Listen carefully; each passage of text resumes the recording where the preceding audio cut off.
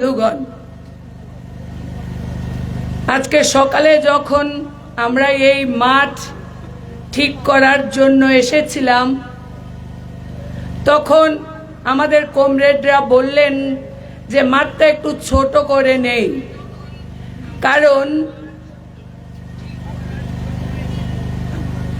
কারণ মানুষ আসবে কিনা। আমি বলবো আমাদের নেতৃত্বকে যে আমাদের এই ধারণা মিথ্যা প্রমাণিত করলো এই এলাকার সাধারণ জনগণ। মাঠটা বড়ই ছোট হয়ে গেছে, অনেকে বসার জায়গা পাচ্ছেন না, দাঁড়িয়ে আছেন। তার জন্য পার্টির পক্ষ থেকে আমরা ক্ষমা প্রার্থী। এই ধারণা হয়েছিল এই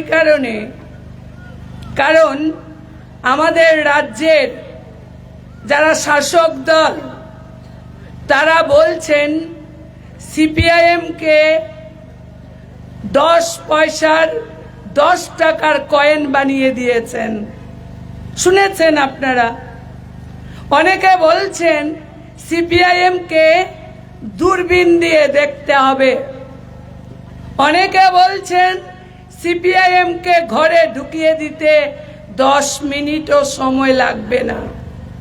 যারা বলেছেন আমি অত্যন্ত বিনয়ের সাথে তাদের বলবো, আজকের এই মাঠ কিন্তু এটা প্রমাণ করে না ত্রিপুরা রাজ্যের ভারতের কমিউনিস্ট পার্টি মার্ক্সবাদীর যারা সদস্য সমর্থক আজকের এই মাঠ ভরিয়ে দিয়েছেন, আগামী সংগ্রামের জন্য তারা তৈরি হচ্ছেন।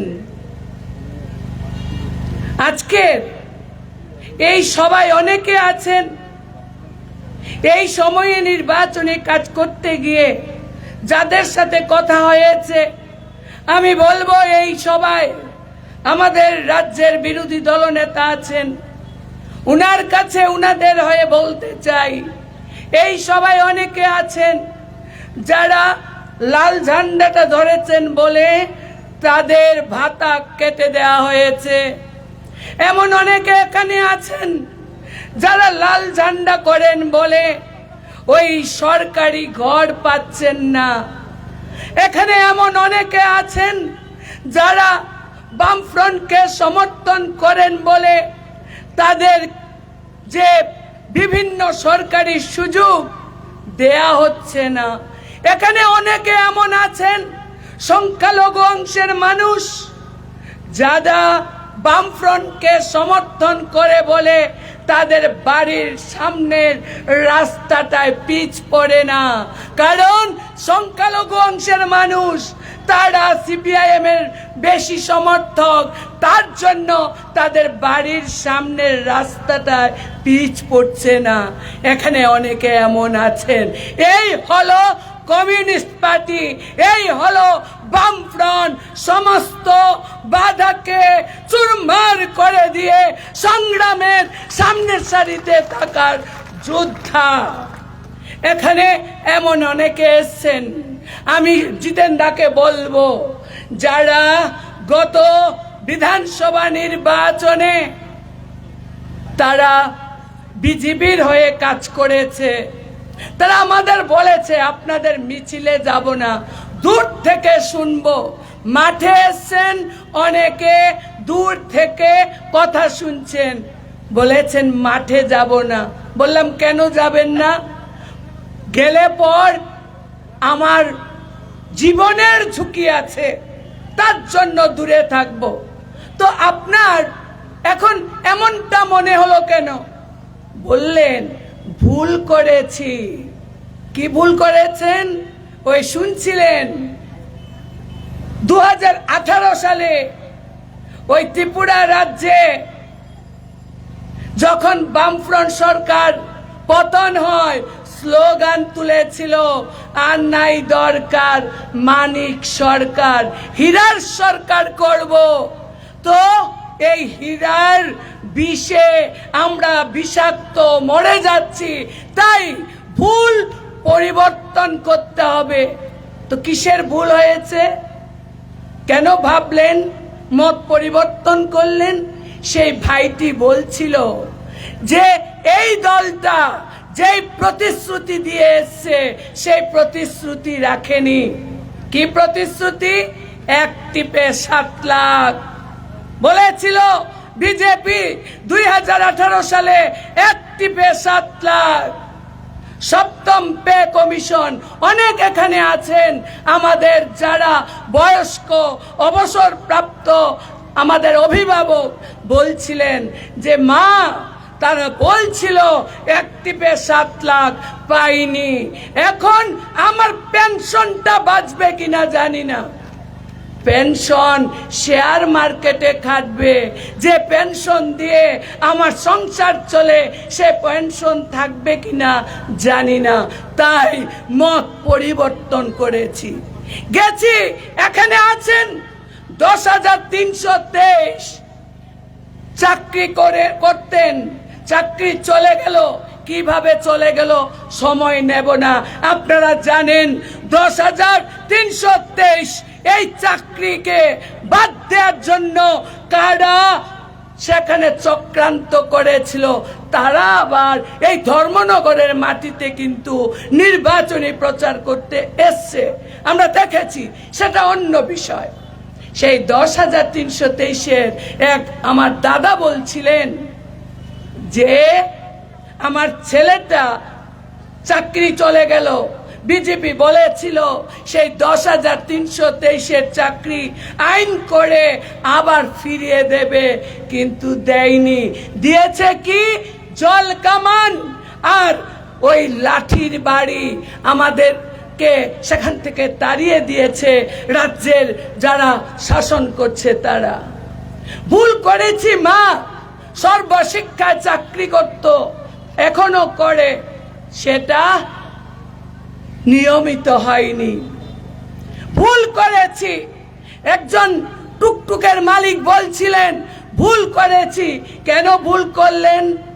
আগে লাইনে গেলে পরে সেখানে কমিশন দিতে হতো না, এখন কমিশন দিতে হচ্ছে। আপনারা জানেন আগরতলা শহরে এই চৈত্রের মেলায় যারা ব্যবসা করবে, সেই চৈত্রের মেলার টোকেন বিক্রি হচ্ছে। ওই কাউন্সিলররা এমন অনেকে আছেন 25টা 30টা করে কুপন সেখানে কিনে নিচ্ছেন, 1,000 10,000 টাকা করে বিক্রি করছে। ওই টুকটুকের মালিক বলছিলেন কমিশন বাণিজ্য চলছে, সুতরাং ভুল পরিবর্তন করতে হবে। আমরা এখানে দেখেছি মায়েরা বোনেরা বলছেন আতঙ্কগ্রস্ত, বলছেন মাগো মেয়েটাকে কি করে কলেজে পাঠাবো, ভয় করে। কারণ আমার ত্রিপুরা রাজ্য সহ সারা দেশে সেখানে মহিলারা নিরাপত্তাহীনতায় ভুগছে, তাদের উপর অকথ্য নির্যাতন হচ্ছে, খুন হয়ে যাচ্ছে। একজন কলেজ পড়ুয়া মেয়ে বলছে আন্টি কি দেশে আছি, এপস্টিন ফাইল, সেই এপস্টিন ফাইলে আমার দেশের ক্যাবিনেট পর্যায়ের এক মন্ত্রীর নাম চলে আসছে।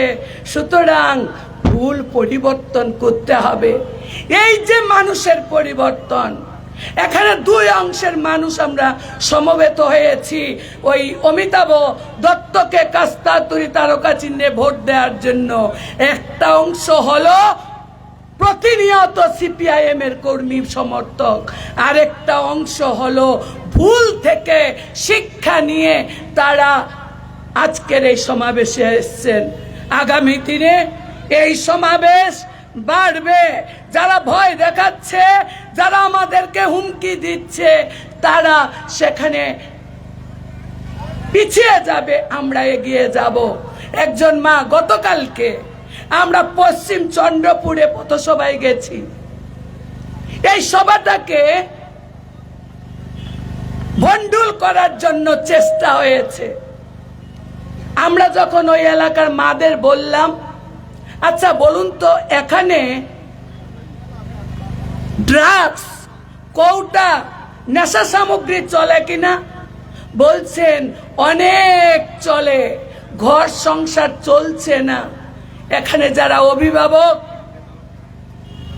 যারা বিজেপি করেন, এখনো বিজেপি করছেন, অভিভাবক, তাদের বিবেকের কাছে প্রশ্ন, বলুন তো ওই বিশালগড়ের রণবীর দেবনাথ, সে তো ভালো ছেলে ছিল, সে তো কোনোদিন ভাবেনি তার নামের আগে সন্ত্রাসী শব্দটা ব্যবহৃত হবে। কেন হলো? সেই রণবীর দেবনাথের মা মুখ্যমন্ত্রীর কাছে বলছেন, আমার আগের রণবীরকে ফিরিয়ে দাও। শুধু রণবীরের মা নয়, আমার পশ্চিম চন্দ্রপুর থেকে শুরু করে সারা রাজ্যে আজকে এই যে নেশার রমরমা ব্যবসা চলছে, এখানে শৈলেন্দ্রদা বলছিলেন আমাদের ত্রিপুরা রাজ্যে এইডসের রোগী বেড়ে যাচ্ছে, তার মধ্যে অল্প বয়সের ছেলে মেয়েদের সংখ্যা বেশি। কি কারণে? কি চলছে আমাদের রাজ্যে? উনারা বলছেন ভালো আছে ত্রিপুরা, ত্রিপুরা এগিয়ে যাচ্ছে। ওই পশ্চিমবঙ্গে গিয়ে বলছেন যে ত্রিপুরা রাজ্যে 33টা ভাতা উনারা চালু করেছেন। আমরা বলবো সত্যকে অসত্য বলে প্রমাণিত করার এই যে চেষ্টা, এটা কি সঠিক? এখানে আছেন অনেক বিধায়ক, প্রাক্তন মন্ত্রী, এখন বিরোধী দলনেতা। আমি আমার অভিজ্ঞতা 2-3 দিনের বলছে যে ত্রিপুরা রাজ্যের যে 33টা ভাতা চলে, এটা নাকি মানিক সাহা করেছেন। বলুন তো, এখানে যদি কেউ ভাতা পেয়ে থাকেন, এটা কি 8 বছরের ভাতা না বামফ্রন্ট সরকার দিয়েছে? সেখানে পশ্চিমবঙ্গে গিয়ে তারা কথা বলছেন। সুতরাং আজকের এই নির্বাচন, অনেকে বলছেন এই 56 ধর্মনগর বিধানসভা জিতলে কি সরকার পরিবর্তন হবে? হবে না। সুতরাং আমাদের ভোট দাও।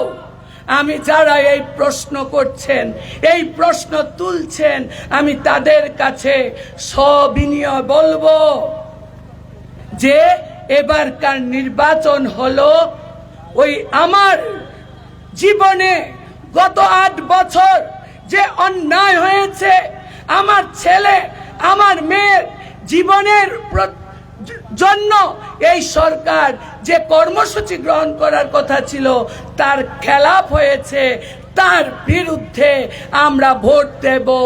56 বিধানসভার উপনির্বাচনে লাল ঝান্ডার জয় হবে।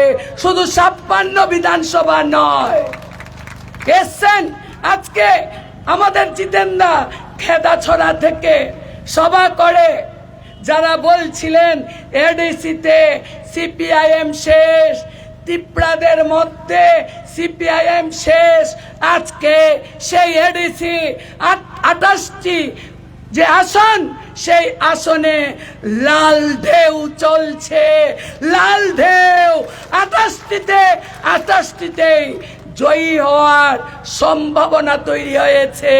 এই 56 বিধানসভার উপনির্বাচনে সুধী নির্বাচক মণ্ডলী শপথ নিচ্ছেন যে এই বিধানসভা আমরা বামফ্রন্টকে উপহার দেব। কারণ বামফ্রন্টের বিধায়করা বিধানসভায় গিয়ে ওই মোবাইল দেখে নিজেদের জৈবিক চাহিদা সেখানে মেটায় না। আমাদের বিধায়করা বিধানসভায় যায় জনগণের কথা বলতে। সুতরাং বিধানসভায় আমরা অমিতাভ দত্তকে পাঠাবো। সিপিআইএম এর সদস্যরা বিধানসভা হোক, পার্লামেন্ট হোক, জনগণের কথা বলে আর সিপিআইএম এর লাল ঝান্ডা নিয়ে আমরা রাস্তায় থাকি। সমস্ত ভয় বাধাকে উপেক্ষা করে এই আমাদের এই যে কাজ, এই কাজে আপনারা সাহায্য করবেন, সহযোগিতা করবেন। 56 বিধানসভার উপনির্বাচনে আবেদন রাখবো নিজের ভোট নিজে দিন, ভোট লুটেরাদের সাবধান করে দিন। আমরা ভোট দিতে যাব, কেউ আমার ভোট কেড়ে নিতে পারবে না। এই শপথ নিয়ে আজকে যাবেন, এই আশা আকাঙ্ক্ষা রেখে আমি আমার আলোচনা এখানে শেষ করছি।